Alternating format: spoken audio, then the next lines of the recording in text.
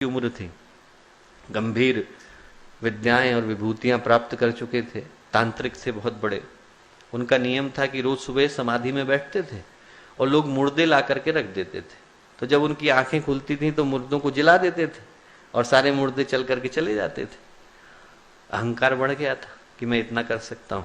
एक दिन संत ज्ञानेश्वर की जो बहन थी मुक्ताबाई, वो वहां से गुजरी। उनने देखा कि ध्यान में बैठे हुए हैं, मुर्दे लेटे हुए हैं। उनने मुर्दों के सिर पर हाथ फेरा, मुर्दे खड़े होकर के चले गए। अब जब चांगदेव की आंखें खुली तो चांगदेव ने देखा कि आज तो मुर्दे हैं नहीं। उनने शिष्यों से पूछा कि मुर्दे कहाँ गए, तो बोले ऐसी ऐसी घटना घटी थी, छोटी सी एक लड़की आई, उसने ऐसा किया। बड़ा आश्चर्य हुआ। उनने ध्यान लगाया, ध्यान लगा करके जाना कि संत ज्ञानेश्वर के नाम में एक विभूति ने जन्म लिया है। तो उन्होंने सोचा कि उनसे मिलना चाहिए। अब मिलने के लिए क्या करें, तो अहंकार ने टोका कि आप इतने बड़े तांत्रिक हो, इतने बड़े ज्ञानी हो, किसी के यूं ही चले जाओगे तो अच्छा नहीं है, पत्र भिजवाता हूं ताकि वो मेरे से मिलने आ जाए। ऐसा समझ करके संत चांगदेव ने पत्र लिखने के लिए बैठे तो उन्होंने सोचा कि मैं इतना बड़ा ज्ञानी हूं, संत ज्ञानेश्वर को आदरणीय लिखूंगा तो अच्छा नहीं लगेगा। और फिर ये सोचा कि वो भी ज्ञानी है, चिरंजीव लिखूंगा तो भी ठीक नहीं लगेगा। तो उन्होंने क्या किया कि कोरा कागज भेज दिया। कोरा कागज भेजा और जब पत्र मिला तो ज्ञानेश्वर तो मुस्कुराए। मुक्ताबाई बोली, जो पत्र लेकर के आया था उससे बोली कि 1400 साल समाधि लगाने के बाद भी चांगदेव कोरे के कोरे ही रह गए। कागज भेज दिया है। चांगदेव ने सुना तो चांगदेव के मन में कचोट लगी। बोले मिलने के लिए चलेंगे। अभी अहंकार पूरी तरह से गया नहीं था। तो शेर की सवारी ली, सांप का चाबुक बनाया।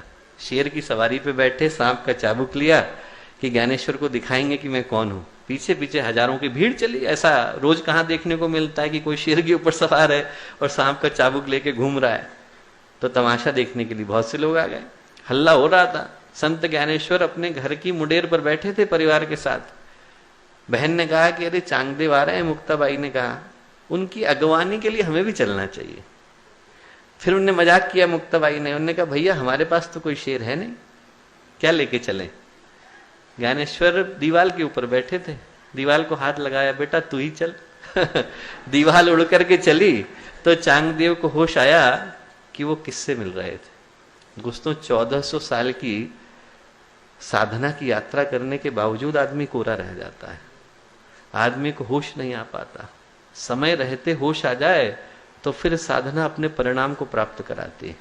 समय रहते होश आ जाए कि ये कंकड़ नहीं हीरा है, समय रहते होश आ जाए कि इसी जीवन में सवेरा है, तो जीवन की राहें जुदा हो जाती हैं। समय रहते जागने का उद्देश्य और समय रहते जागने की यात्रा का नाम नवरात्रि अनुष्ठान है, इसके अलावा और कुछ नहीं।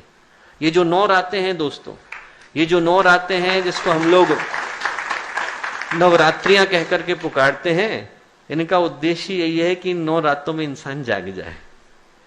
मैं उस जागने की बात नहीं कर रहा जो कई लोग जगरातों के नाम से करते हैं और रात भर ढोल पीटते हैं, दूसरों की नींद भी खराब करते हैं। उस जागने की बात नहीं कर रहा।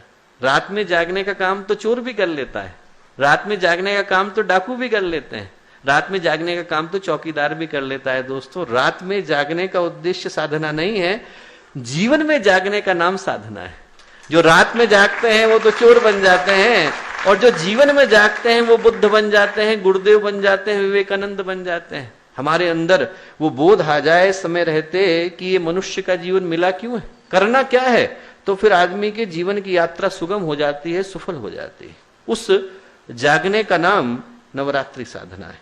हम लोग सामान्य जीवन में 2 तरह के समयों को देखते हैं। एक तो वो समय है जिसको हम सामान्य कहते हैं। हम सुबह उठे, ब्रश किया, दाढ़ी बनाई, अपने काम पर गए, काम से वापस आए, सब्जी खरीदी, खाना खाया, सो गए, टीवी देखा।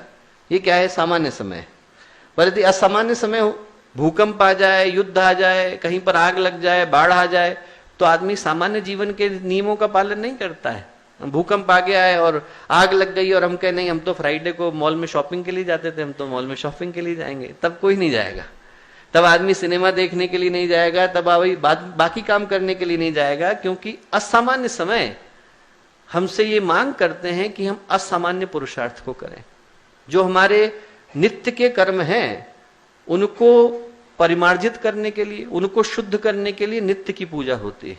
पर जो नवरात्रि के अनुष्ठान की पूजा है वो असामान्य समय की असामान्य पूजा है, क्योंकि इन 6 महीनों के अंदर जो कर्म हम लोगों ने एकत्रित कर लिए हैं, उन 6 महीनों के कर्मों को शुद्ध करने